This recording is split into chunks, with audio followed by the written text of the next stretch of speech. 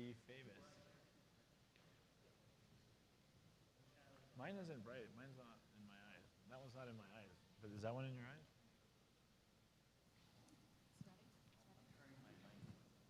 Oh, I have to turn it on?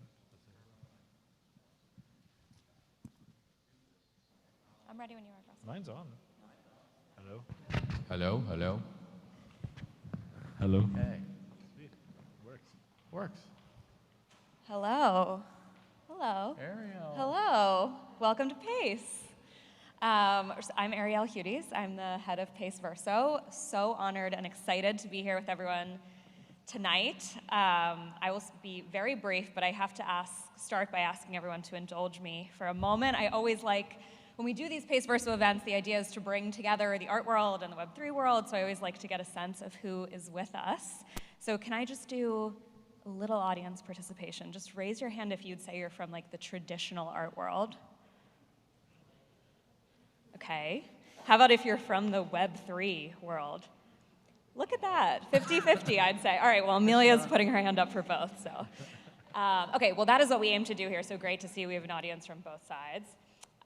So I hope most of you know, we announced last month a partnership between Art Blocks and PACE Verso. And we're here tonight with the leaders of both companies. Marc Glimcher is the CEO of PACE Gallery, and by extension, PACE Verso. Marc is the reason we're here. For almost 2 years, Marc has been bullish about the importance of getting into Web3, different from what many of his peers have done. And our priority has been finding the best partners, and this is not out of character for Marc, who has brought digitally powered artists like TeamLab and John Gerrard to PACE, and always championed the importance of digital art within the art world. We're also joined by Erick Calderon, an amazing artist, founder and CEO of Art Blocks.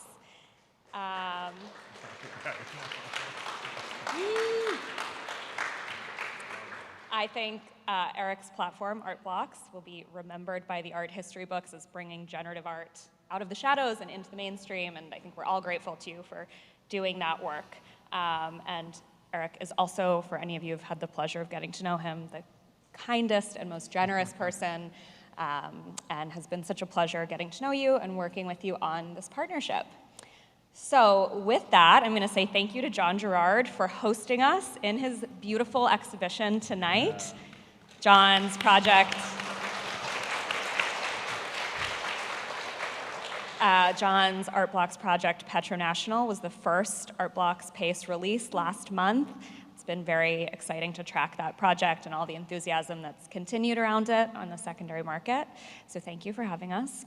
I'm going to hand it over to you guys to talk amongst yourselves. I'm sure you have plenty to talk about, but I will just kick it off by saying, Alan is coming after Art Blocks, wanting to partner with you. What made this partnership more exciting, and what made it stick versus everything else you were hearing about? With that, over to you. Chat for 45 minutes, and then we'll take some questions from the audience. Thanks, guys. All right. Thanks, Ariel. Well, I think a pretty easy answer to that is that all the people that have approached Art Blocks, at least for the last year and a half, they have a tendency to start the conversation with, how do I get in on that, or how do I get in that, And it's an approach that to me is unfavorable, because I've spent a lot of time in this space, and I watched it grow from literally a bunch of 24 pixel by 24 pixel CryptoPunks to a thriving, not just generative art, but digital art space. And so that approach has always been distasteful. And so when I met Marc, the conversations were very different. It was, we're talking about art. Like, he introduced me to James Turrell, who's my favorite artist, and exhibited some sensitivities and some curiosities that were very different than the traditional person reaching out and be like, how do we do this? So yeah, it actually took a really long time, because similar to a couple of artists that we've had really wonderful conversations with in the traditional art world, there's no rush. Like, this is a technology that is going to enable artists to prove the authenticity of digital work. And it's going to be around for a long time. I don't think one day we're going to wake up and be like, that was fun. Let's let's go back to the old ways. And so I think the people that have been taking their time and just like studying the space, and we got to work a lot with Ariel and developing what that looks like for the partnership to come together. It felt very non-intrusive, and it just felt right. And so yeah, I'm very grateful for that. I think that there's a world where the generative artist is hopefully feels slightly higher level of recognition within the world of traditional art. That doesn't have to be the goal. Obviously, if PACE represents generative artists, a lot of obviously he already does people that are native to the generative world, like John and Leo VRL. But if there is a transition there, that'd be great. I think that'd be really nice. But ultimately, I think that we are elevating everything that we're doing by getting to work with such a high-profile and established organization. So, yeah. So nice. Erick, I mean, come on. We got on the phone and we started talking about art. We started talking about how digital tools were a natural extension of the history of 20th century art. About how, a kid who is going to, there are kids who are meant to be artists, right? And, there's some 12-year-old kid out there who is meant to be an artist, and maybe they're drawing and maybe they're painting, but we know what they're exposed to. And we know there's a lot of them that are going to combine that desire and that gift with all the digital tools that are around them right now. And not just the tools, but the digital environment that's around them. So, this is, everywhere else in the world, we see the most radical levels of change. And this was the conversation. And of course, we're going to see it in art. Art is the home of permanent revolution, as I always am quoting Dubuffet as saying. And I don't know, but we started talking about Terrell, who's, always interested and never doing it, and that's true for so many artists, which is fine, because we're not in a rush. I mean, yeah, people were in a rush, and they were right to be in a rush, because they had to cash in on something that was impermanent, which was some kind of moment. Yeah. That was rough. It's rough. It was rough. It's rough. I mean, what happened last year in September and October was, I think, great for a lot of artists. It was great for a lot of collectors in that moment. But ultimately, I don't think it was great for the entire ecosystem of digital art or I mean, you were right off the bat. You were saying to me, like, I'm waiting for I'm waiting for this stuff to fall away. Right. I mean, and the inbound slowed down a lot too, which is, I think, another thing that's really important about this partnership is that, I mean, it was like 10 emails a day from people like, hey, how do I, let's go, in September, October last year when things were just, it actually just got so annoying, and some of them were pretty legitimate companies. He was the only person annoyed, by the way. Okay, everybody else was like all about the bank account. Well, no, and I mean more like inquiries. And when this relationship started to formalize, things were maybe at the lowest that they've been in terms of like the hype of the space. And those are times where we can build. Those are times that we can concentrate on like what is the real meaning of what we're doing here, and set aside some of the intense speculation that comes with the space. And so, being able to do it at that time felt crypto winter, good times. Yeah. If you ever want to work with a Web3 company, approach them during not so good times. I mean, and for us, it's not even not so good times. Like we were thriving in the times where things slowed down. We don't ever want to see anybody lose money. We don't ever want to see, people in a position where they might have paid more for something than it's worth.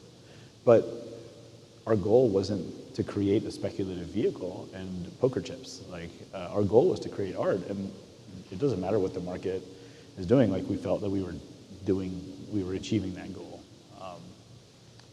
So we hit it off, basically.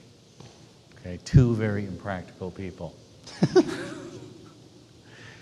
Yeah. And so, you know, there's an opportunity here to think about the future of digital art and to think about the future of the infrastructure of the art world. I mean, these are the two pieces. And we have to remember, this isn't like going to revolutionize the art world. This is a tributary for digital, in my opinion, digital native art. And, you know, sculpture is still sculpture. And maybe one day there will be a way to combine these things. Yes. But that's not where, at least that's not what I'm here for right now. I think a lot of the contemporary art world or the traditional art world, I kind of felt a little bit overwhelmed by this, was just, you know, a lot of the mentality of the NFT collector, which I'm also, you know, I have this triple journey thing where it's like, I'm a collector, I get to work as an artist and also as a platform founder. It's a pretty wild thing to juggle.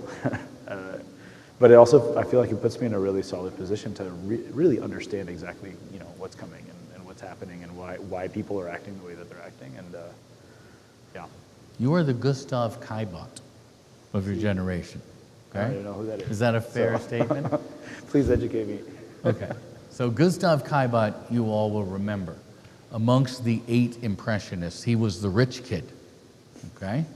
And a great painter, okay? And a great painter and one of the original Impressionists. But more than that, he's really, the reason you know Monet, Renoir,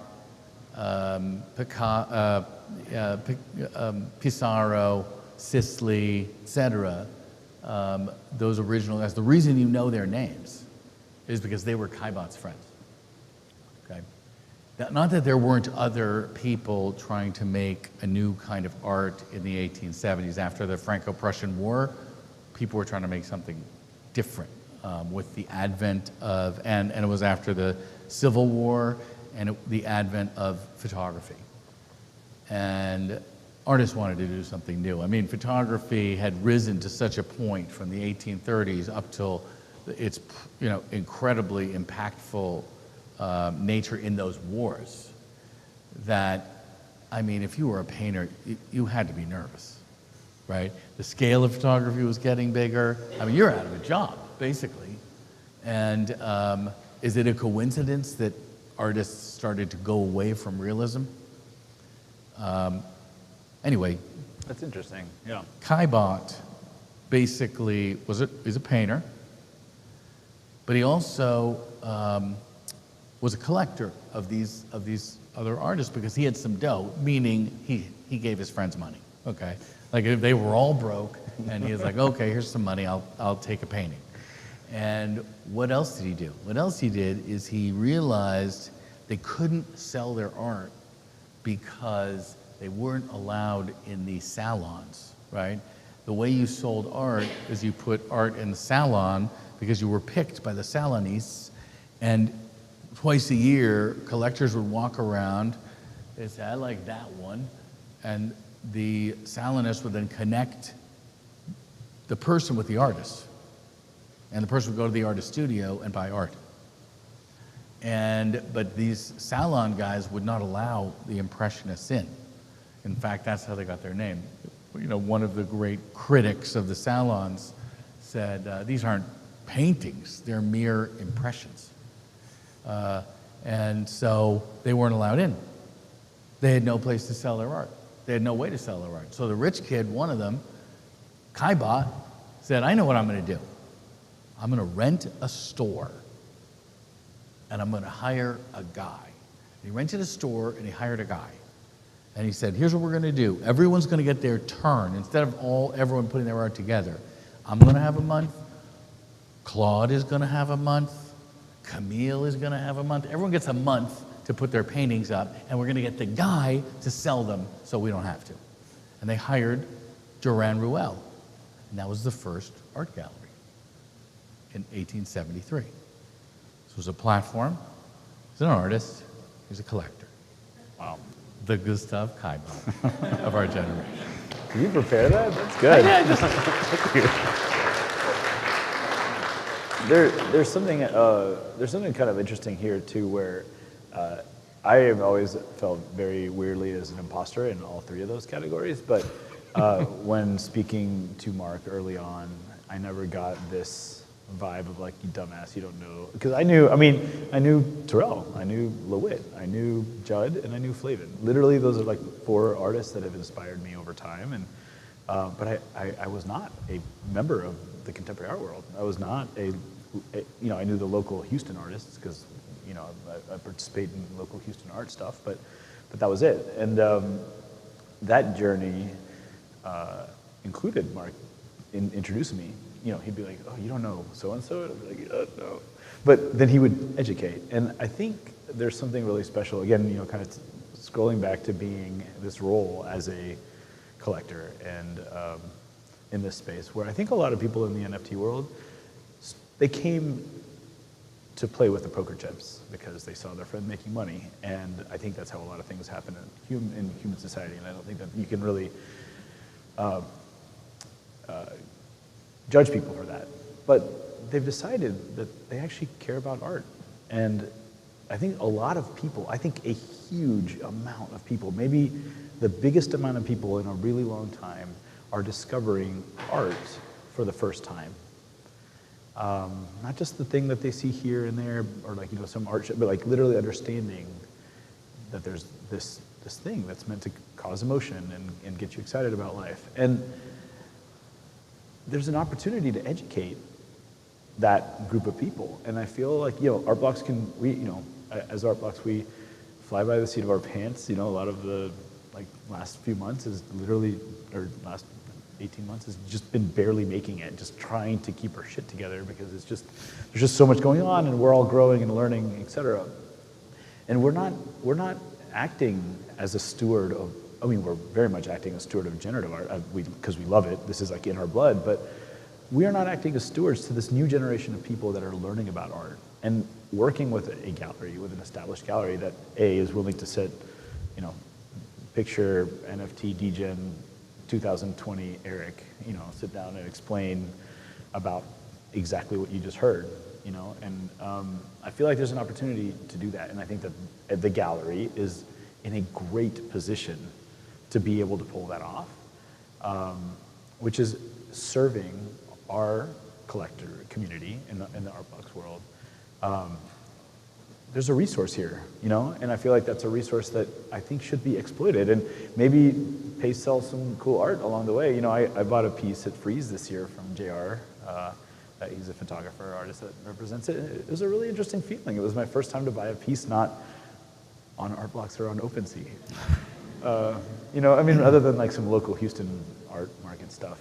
And it was a really good feeling. It was a really interesting, there was the concept of customer service around purchasing a piece of art is really interesting. The emails and like, thank you very much for your purchase. Like those things, that actually happens everywhere else in society except for OpenSea and, the NFT space. I got to speak at Christie's yesterday and explain that like the customer service as a concept is missing in the NFT space dramatically. But it will be necessary as the space gets more noisy and as we reach more of a homeostasis of where we're headed. Like the way that companies are going to distinguish themselves from each other is through customer service and taking care of their people. And one of the things that we can do is we can learn from organizations like Pace that know how to take care of people that buy art and have been doing so for 60 years, know how to present artists. I've gotten this really special experience just through the John Gerrard process, just because I've gotten to see this, even though it's an Art Blocks art piece. I got to, thank you.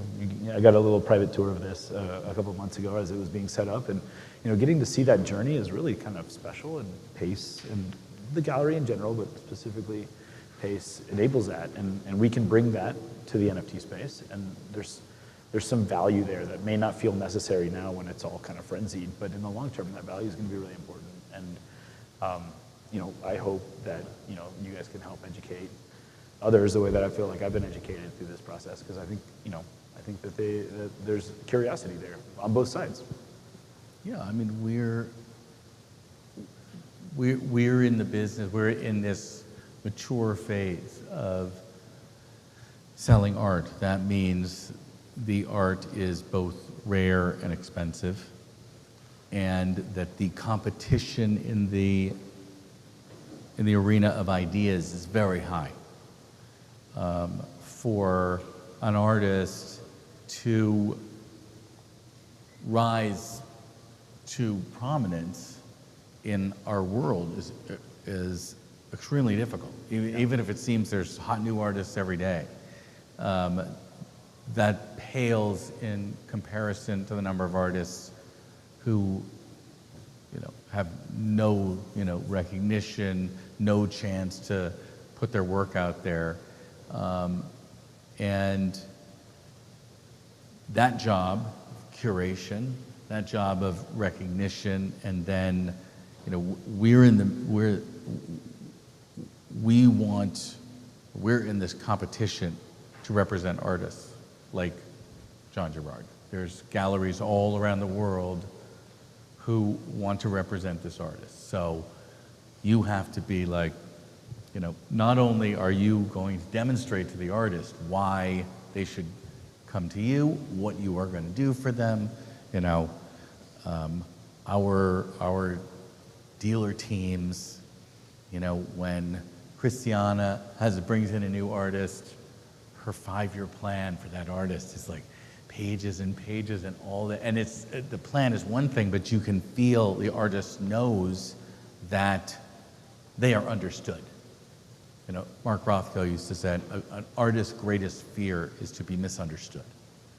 And one of his great quotes.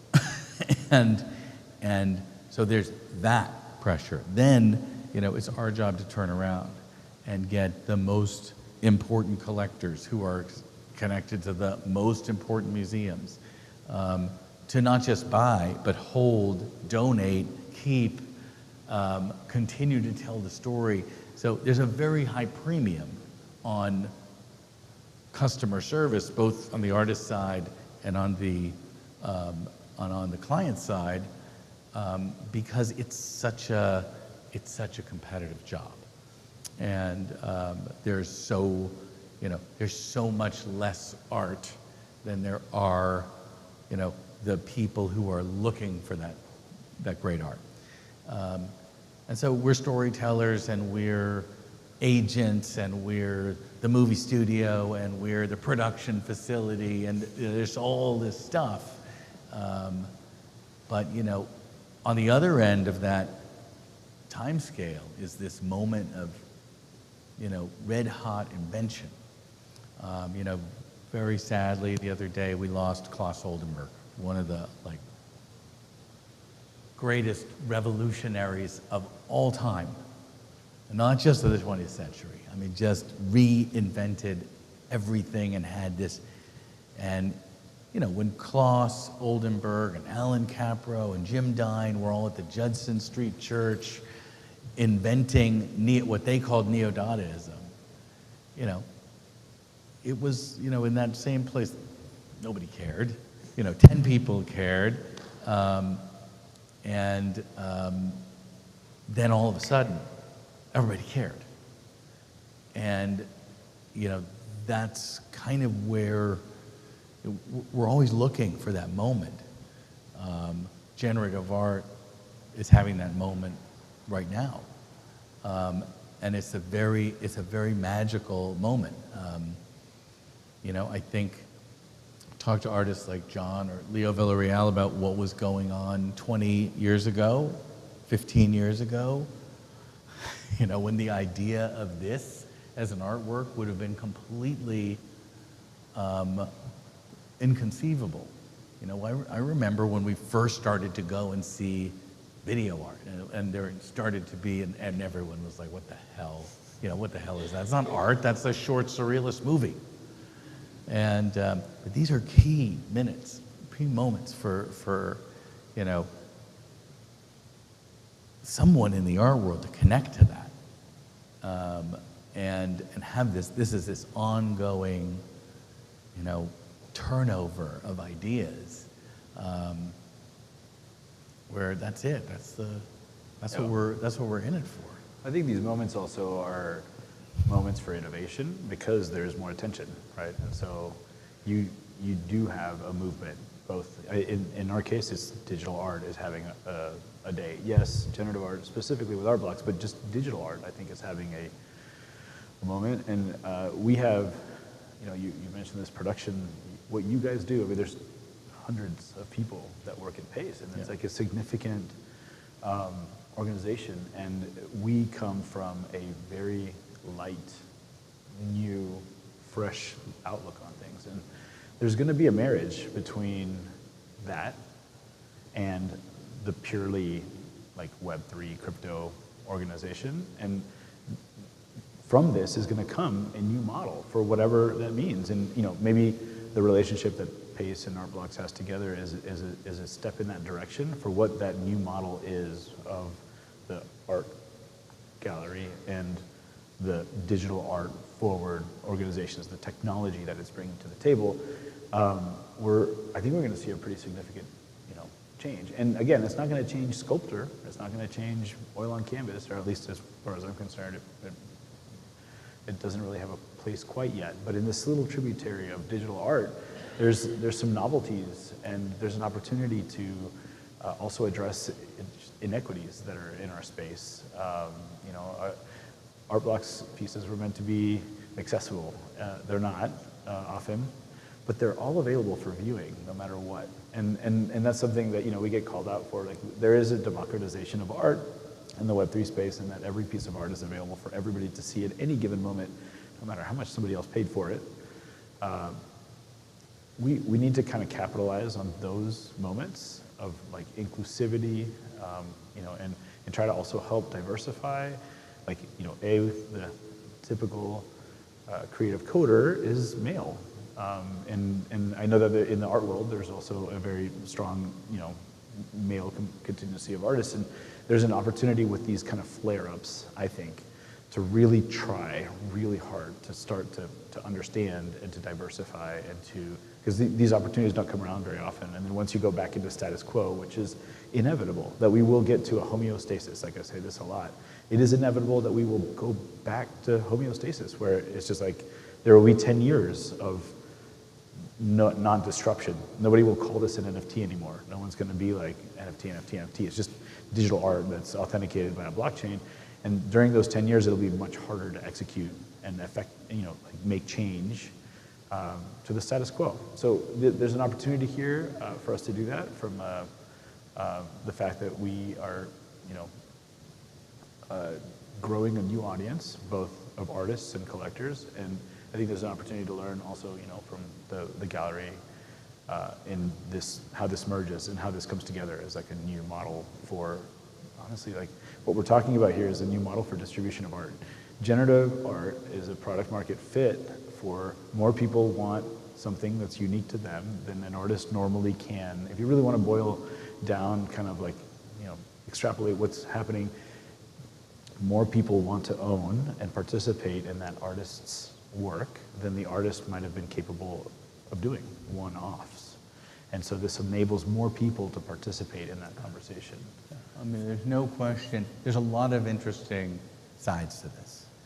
And they get swamped out by, economic headlines or whatever. The position of the viewer, the relationship between the viewer and the artist is changing. Like, that's one huge piece of this, right?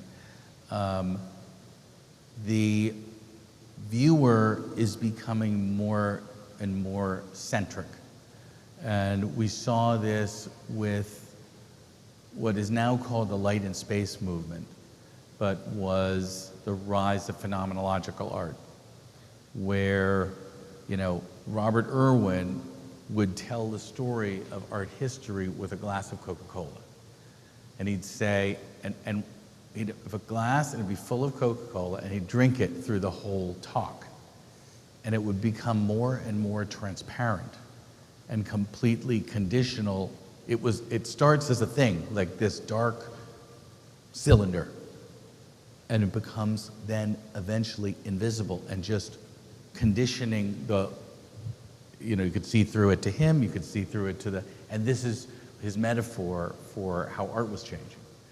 And they were creating machines to impact, whether it was a scrim or whether it was a Terrell Sky Space or a Smithson installation or whatever it was, they were creating machines to impact the viewer, to trigger the viewer. And since then, we see more and more, interest, in that participation, that game. Maybe Duchamp was playing a game, right? He sticks a urinal on the wall, but he picks the location, which is a museum. So, and then you're having a reaction. That's the, that's a game. That's the first game. And so there's long threads back to what we see now, but we definitely are seeing some dance between, which is changing. Because that dance was like this. It was like every time avant-garde becomes, a bunch of avant-gardists become a bunch of snobs really fast, right? They start as, well, no one understands us, and then they're like, no one understands us. And that transition happens really fast, and then somebody comes and knocks them down, and then does the exact same thing. So, that cycle is continuing, and where does it go, And one place it goes is, I remember sitting with Leo Villarreal in his studio. This is when we started. My wife, Fairfax, of course, introduced me to Leo and in Marfa, and we got to the studio, and he's in there with all his guys, and they're looking at lines of code. And they're like changing lines of code, and they're using words like, a little more airy, a little more, a little darker, a little faster. And there's no image. There's just there's an equation, and they're putting different variables into the equation, and they can see the art. And I was like,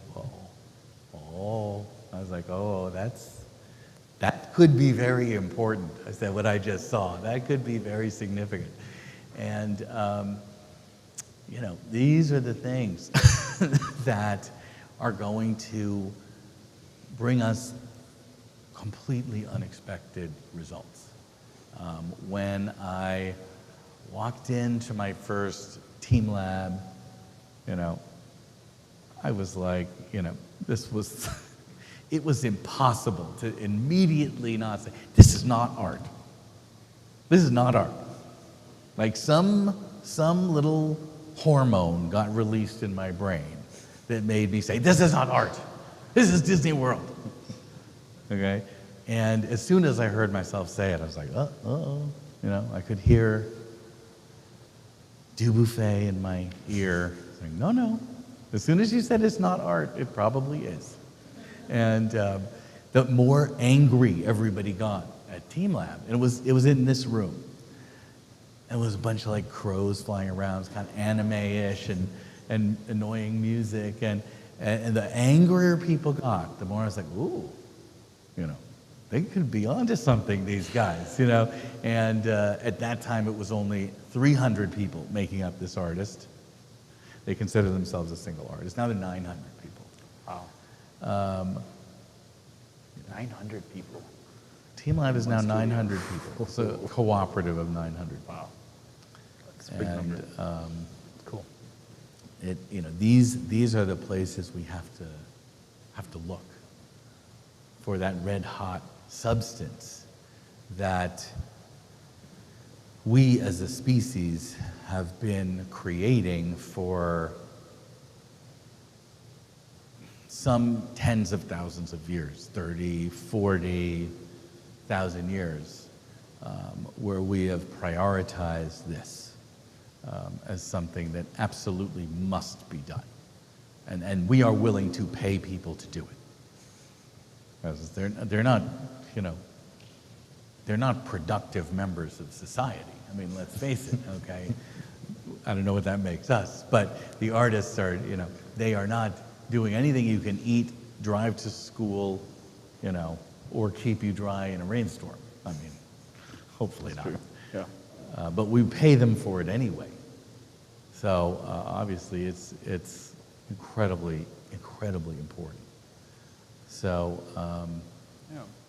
There's a thing you kind of hinted at too in terms of the transparency and like of this glass as this artist dispersed. There's also like a transparency mechanism here that's very different than I think from the history of the traditional art world. And I think it's kind of complicated because in the crypto space we're all about getting rid of the middleman and getting rid of the gatekeeper. Like gatekeeping is terrible.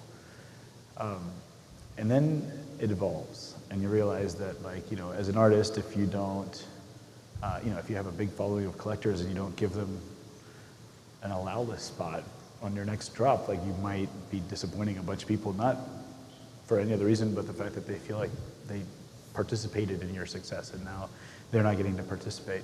And I think that this is evolving. This is going to be something that we're just seeing. The word allow list has become maybe the biggest word on Twitter in the last 6 months, and that's the beginning of gatekeeping. And so it maybe sheds a light on the fact that gatekeeping is being phrased poorly, because it's not a bad thing to reward the people that have been supporters of your work, but now we're going to do that in a very transparent way. And I think that there's something about being able to hold people accountable. Like, again, it can't all be the crazy frenzy that it was last year.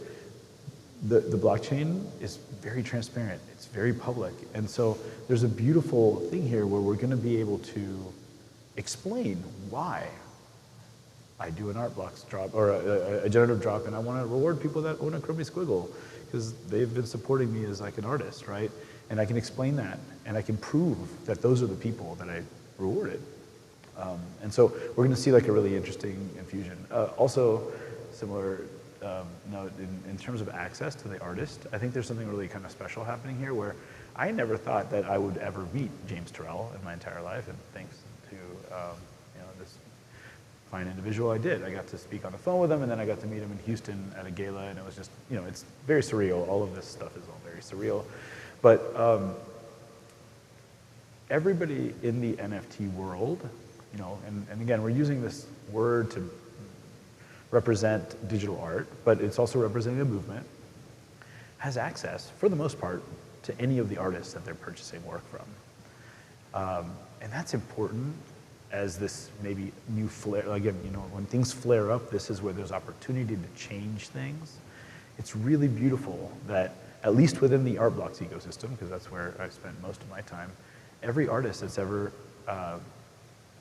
released work on that has made themselves available, at least even if it's just for the day of the drop. I mean, some artists do kind of just disappear over time, and that's okay too. I mean, they got to go work on more work, like heads down. Sometimes you can't actually embrace the noise that is Discord and the community, like eternally, but that access to the artist is really important. And it's something it's been very meaningful for me as someone that's been following generative artists for a long time. Yeah, you could reach out and be like, hey, I want to buy your print, because back then, like if I was buying like let's say a Tyler Hobbs print or something, it'd be, like that would be the extent of the conversation. You can get a little philosophical about art. Now there's a group of people that are all wanting to talk about the same moment, the same like art that was birthed at the same time. And it's just a different experience. And this is something where, when, going back to the very first question, like, why did we agree to work with Pace? Like, there is and maybe this is a crass way of saying it, but, there's a leverage thing here, right? Where like most people, they come to Art Blocks and they're like, we want to work with you. But it's like, okay, well, what does Art Blocks get in exchange for this, other than like, we have valuable collectors that are maybe willing to spend money on the things that people that are put in front of them. Like, what do we get in return? And here, there's like this beautiful kind of equal leverage thing where what we're learning from you guys is just so crazy. It's so deep and so intense. And we are then, in exchange, giving access to artists like John Gerrard to a group of collectors that maybe was difficult to do before. And that interchange, that play there, I think is really special. So we have this opportunity, once again, with these flare-ups, as you're describing, with this new technology, these new worlds to establish a new status quo. And if the status quo is that the artist is like, not that you have to be there 24/7, but is more available than in the art world before. That's a net positive, I think, for the artist from a psychological perspective. Like, we get to interact with these people that really get excited to share this moment. You know, there's a really wonderful exhibition that I'm doing with the Gallery Venus over Manhattan, where we minted a bunch of chromie squiggles. The people that minted them, they would walk up to me and they would say, "This is my squiggle, and will you take a picture with me in front of it?" And that's freaking special. I mean, it's just a really special moment. That I don't know, maybe I have a squiggle. Yeah. Thank you. These opportunities are just different, and we should capitalize on those moments. We should capitalize on these social experiences that are just so different than maybe what they were before. And maybe access to the artist wasn't as closed off as I thought it was. I just was intimidated by the art world. I was always very intimidated by the traditional art world, and maybe I could have always just called Marc Glimcher and been like, "Hey, will you introduce me to Marc Glimcher? Can you introduce me to James Turrell?" It's like, who But who the hell are you, man? You know? They like you to be intimidated. It's just like, it's changing, you know? It's changing, It's yeah. changing. When I was a kid, I used to go with my father to see Leo Castelli. And you go to Leo Castelli, and he had his door was always open, but there was a velvet rope. Literally, a velvet rope on the door opening to his office. And you would have to talk to him from behind. He'd sit at his desk, and you would have to talk to him from behind the velvet rope, unless he invited you in. And when my father would go in, sit with him, I'd stay behind the velvet rope. And this is how Leo liked it. And he was like, it's all part of the mystique. Make it as impossible and unapproached. Beg me. Beg me. You know, that was his secret motto. Wow. And How has that changed now? it has changed.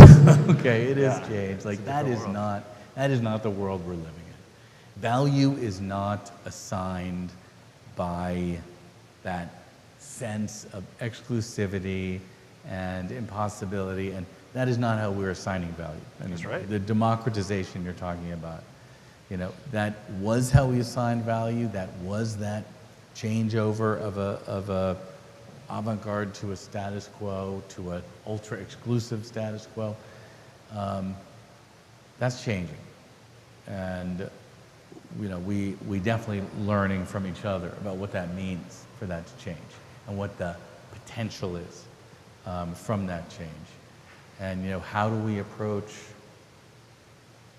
you know, like when I was a kid, my father would say there are 25 contemporary art collectors in America. This is in the 60s.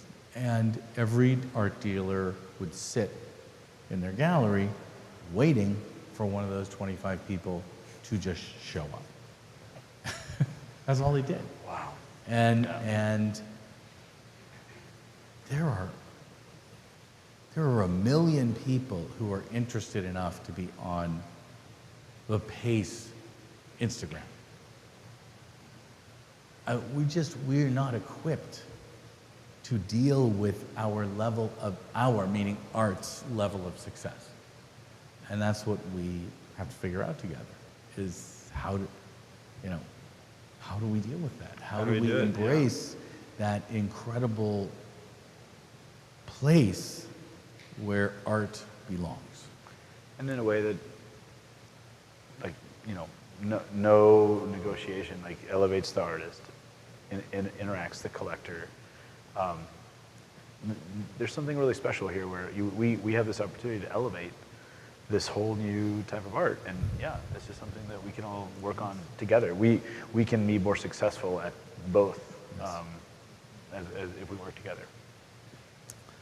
So, Ariel, what do you think? I think that's an amazing note to end this portion of the okay, evening good. on. Good, But we do have time for some questions. So just put your hand up and we'll bring a mic around. Come right here first. I have a question. So, how do you sort of envision art blocks growing?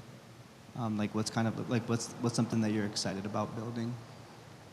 Say that one more time, I'm sorry. How do you envision art blocks growing? Growth, like over the years? That's an interesting question. I mean, we're not in a hurry, right? I mean, we feel very lucky to get to represent this movement of new excitement towards generative art, and I want to be able to relish in it and thrive a little bit before we worry too hard about how we continue to grow. But there's this product market fit with what generative art has enabled. And I know it sounds a little weird because it's like a product and a market, but the product is art in a way that's distributed to more people. And the market is people that are just actually really excited to participate and have conversations in that.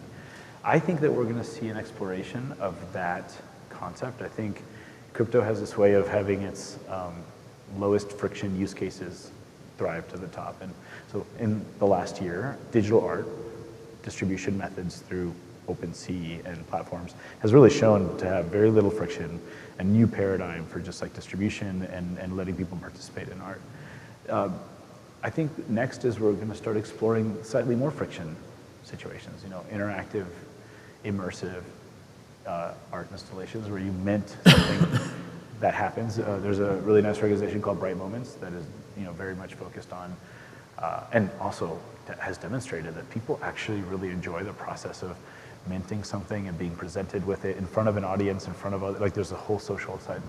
So I think we're just exploring what we've had the opportunity to explore last year is the easiest pixels on a screen, the easiest example of this technology. But we're all very passionate about this technology, so where it goes from here is just, we're just going to keep pushing until we in my mind, humans do want to be individuals, and I do think that there's a world where a human, if it costs a manufacturer the same amount of money to make 1 million unique things as it costs them to make 1 million of the same thing, I think that they're going to want to make 1 million unique things, because I think as humans, we're all going to want unique things. And I think, again, what's happening now is a demonstration of that at a very small level. Giving artists the power to be able to make 1 million things and to influence 1 million people's lives, whether, the next less friction is shirts, fashion, apparel. I think apparel is very artsy, and there's a lot of like influence in apparel. That's maybe one of the ways that an artist is not just going to have their art on our phones on MetaMask, but walking around with millions of people representing a artwork as a one of one, but unique to that person. So, no idea.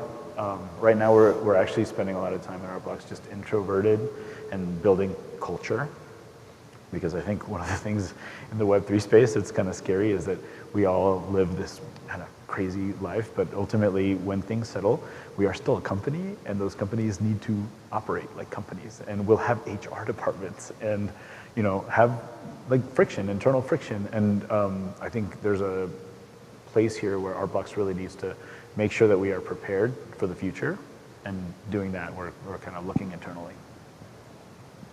Hello. Oh, sorry. Thank you for the talk. I'm wondering if you guys can talk about the longevity of digital art in relation to physical art objects. Don't you think that all technology eventually will become obsolete? Or can you just share your opinions on that? All technology? Yeah, technology, as time moves forward, becomes obsolete. Oh, that's interesting. I mean, art hasn't been obsoleted yet, so there is kind of like, to a degree, the technology is enabling art to exist in a new way, but I mean, we're presenting art. I think it's like when a technology is really new,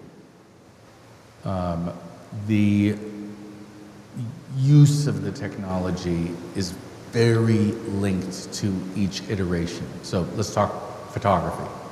So the tintype, the daguerreotype, was very specific.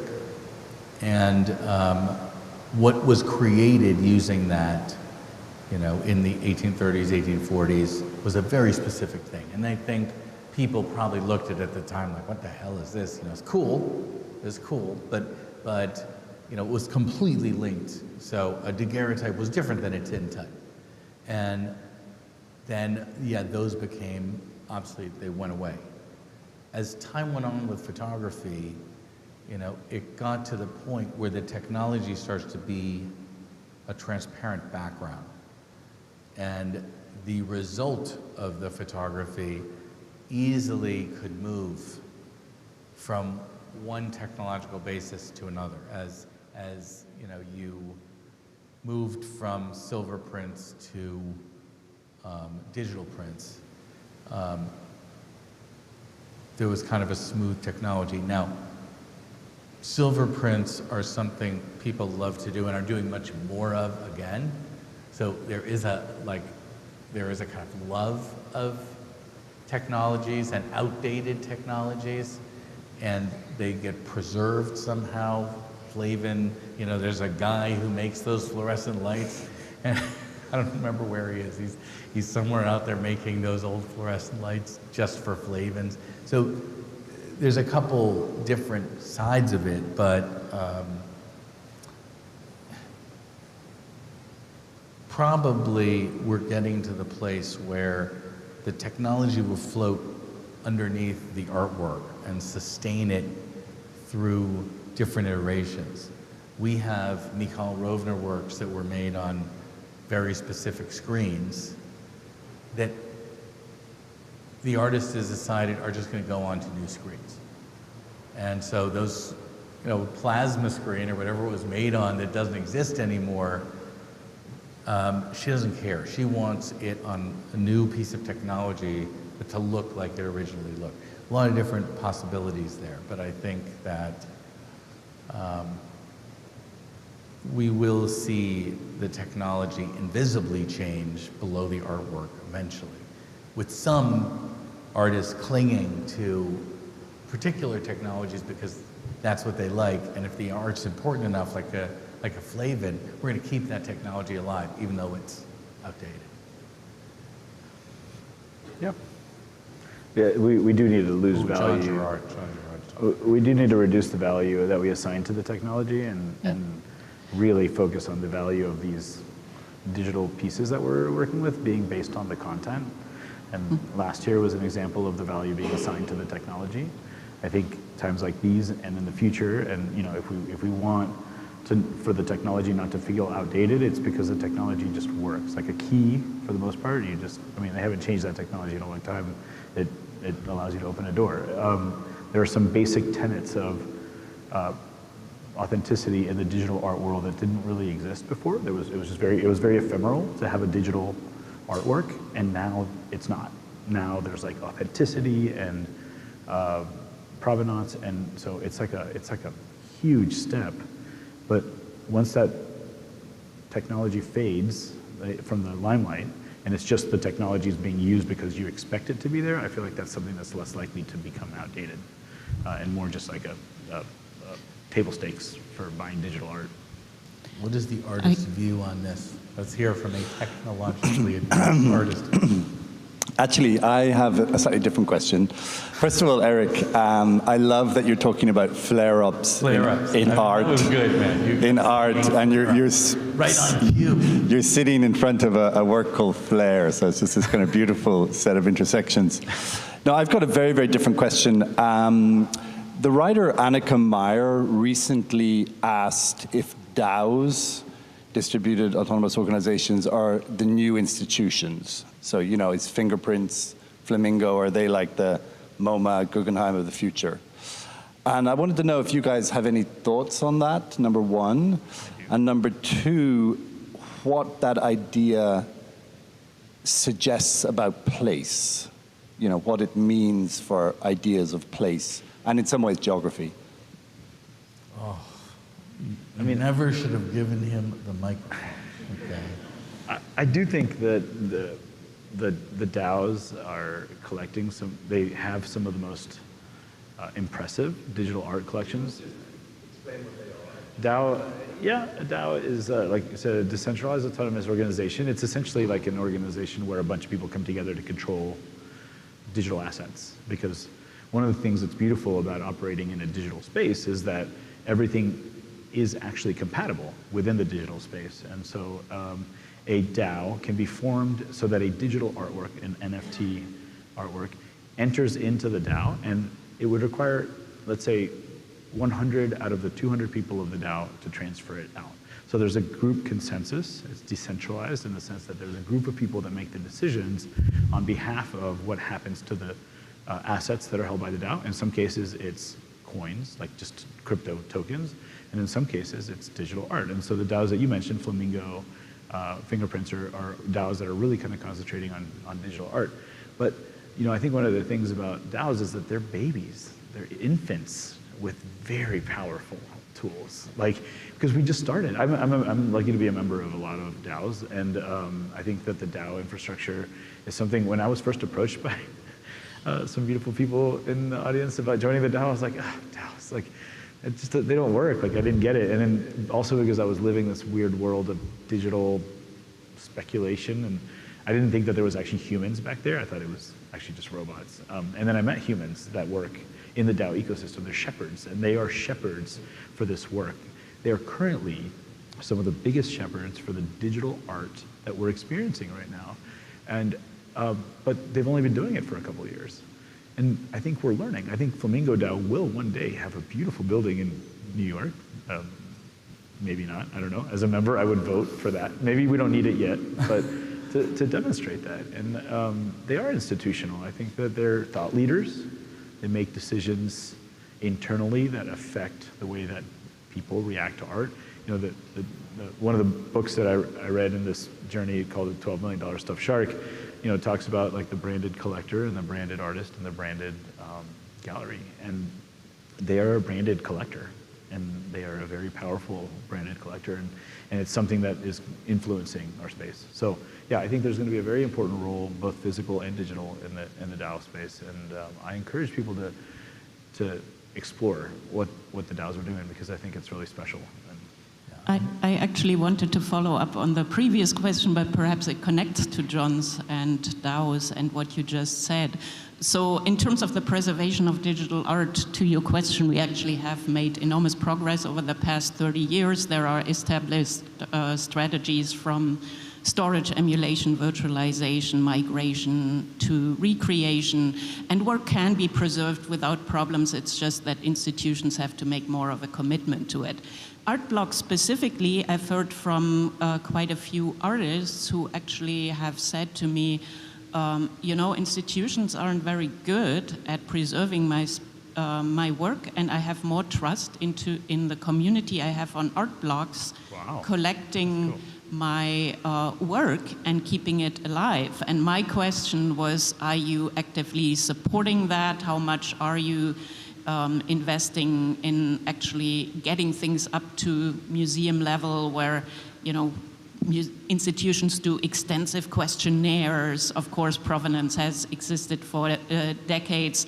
And maybe a built-in DAO is the way to approach this. But my question really was, are you thinking about that? And are you building active support structures for it? This is our last question. I want to hear Marc's answer to John's question too. So hopefully we can get both of those in, and then we'll wrap it up. Very short answer, yes. I believe that we need permanence people in art blocks. One of the things is the blockchain actually provides a lot of permanence for the art itself. That's part of the value proposition of what an art block's artwork is that the information required to recreate it is stored on the blockchain for the most part. There's a couple asterisks there. So yes, this is something that's very important to us. We want to make sure that we're utilizing the technology for what it's meant to be used for. So we're not looking to utilize the technology to create speculative markets and poker chips. We're using the art, my Twitter handle is art on blockchain. The whole point is that the art lives on the blockchain. And a quick thing about that I think is really interesting, because this is the second time in a couple weeks that I've gotten to sit in front of a huge screen and hurt my neck looking at the beauty of the art behind me. We were at a Samsung event a few weeks ago during NFT week. That art being stored on the blockchain enables the art to be reproduced at whatever scale is necessary. And right now, it causes friction with artists sometimes to be you have to make your work resolution agnostic. And I thought that it wasn't going to come into play until 24K screens came around. And all of a sudden we have a 3-story tall screen at Samsung, and they're displaying art at like this beautiful resolution where we hadn't even, as art block people, hadn't experienced it at that level. So we're starting to see a little bit of that value of what might have been a crazy idea at one point really kind of shine through, and being able to see art works at this scale. I mean, if it's rendered in the browser, if it's rendered as a rendered piece, as a simulation, that's what it enables it to do that. So yeah, and then I'll let Fine. That's a lot. there's a lot to unpack there. Yeah. I mean, the DAO is like, might be one of the most important inventions. We are so frightened of the decentralization. That's it. Out of time. We're so scared of it. I remember it at Superblue. We had this conversation about the rain room, and I proposed. Superblue is an experiential art company that presents immersive digital art, and the business model of it is that the artists are going to benefit from sale of tickets, which artists never had historically, and unlike every other kind of artist in the world who only benefits from the sale of tickets. Anyway, we said, what about take the rain room and sell it to a DAO, or have it turn into a DAO. And we talked about, or just as an example. And immediately it's like, well, you don't control it anymore. And we were around this table, they were like, end of conversation. And I looked at, talking to Hannes and Flo and the Random International guys, we were like, is that good or is that bad? And we in the art world, the artists are so used to that. Like, they don't control anything anymore. The artist sells the painting and you're done. You don't get any more money. You don't decide where it goes. You can decide whether it gets reproduced somewhere or not, but that's it. And is the idea that it's in the hands of a decentralized group to make a decentralized decision. Where's the rain room going to go? Where do we show it next? How should it be maintained? That's a very frightening proposition for people who are trained as gatekeepers. No, Well, let us decide. We know. Sure. It's kind of like a board of directors of a museum, but Yeah. again, this is where the transparency comes into play, because DAOs aren't perfect. I'm an example of, I'm a dead weight in most of the DAOs that I'm a participant in. Like, that's not a good thing, right? Like, I joined the DAO because I was excited and I'm not contributing. So there's a lot of things that need to be fixed. Right. But one thing is, in the end, there is a documentation of the actions of the Yes. board of directors, in this case, the DAO members. And so when you look at them as stewards for art, shepherds for art, and maybe the next institutions, maybe that is what the next, you will at least have established a very simple, transparent model in which how that art was handled, managed, maybe dilapidated over time because it wasn't maintained, whatever, but like, there's a paper trail, and there's there's something, that we should lean into that, because the others, we don't know the answers to everything else yet, but we can lean into the transparency, which is maybe frightening to, Super important. Okay, thank you so much, Marc and Erick.